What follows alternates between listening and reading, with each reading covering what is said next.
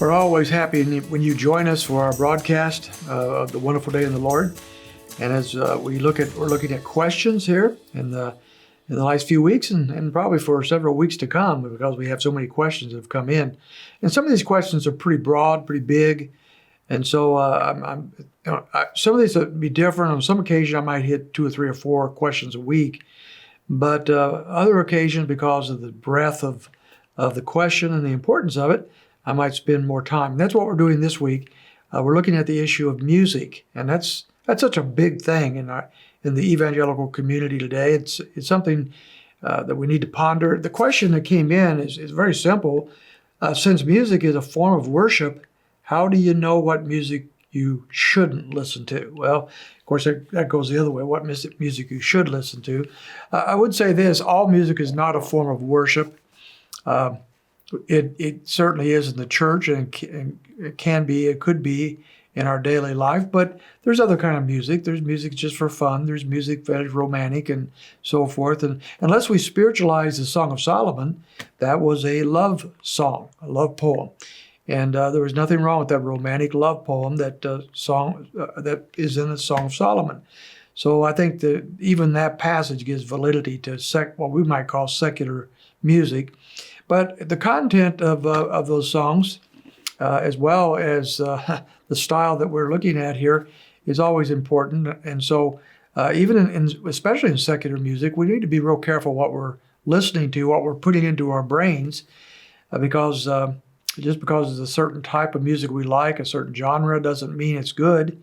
And if we're singing about alcohol and honky tonks for country people, and if you're thinking about drugs and immorality among some of the other more rock or hip hop or whatever kind of music, obviously we may not even be paying attention to what we're saying, but we're absorbing some of that content. So be very careful there. But on the Christian front, music has been it's designed, as we'll see later on, as a unity, a teaching tool that God uses. But that has often not been the case, especially in modern times.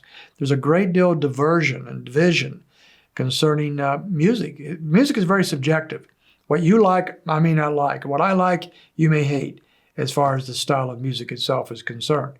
Churches have really had to scramble to try to figure out how to keep their congregations happy, keep people coming when there's so much a variety in musical taste. There's so many different opinions and so forth out there. What a thing to try to navigate. So churches have tried to do various things. Some churches camp out on a certain kind of music.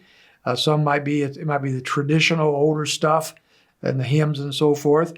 Others might be only modern music, and by modern, that could be almost anything. Because I read an article not long ago that most music sung in much of the attractional churches, the seeker-sensitive churches, is no more than 3 or 4 years old. Those songs rotate very, very quickly as new songs are coming out, often from places that aren't so good.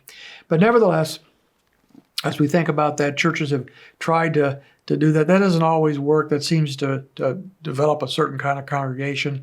Other churches have had, bigger churches especially, will have a traditional service and a contemporary service, and maybe even another kind of service, depending upon how big the church is and the demographics of the church.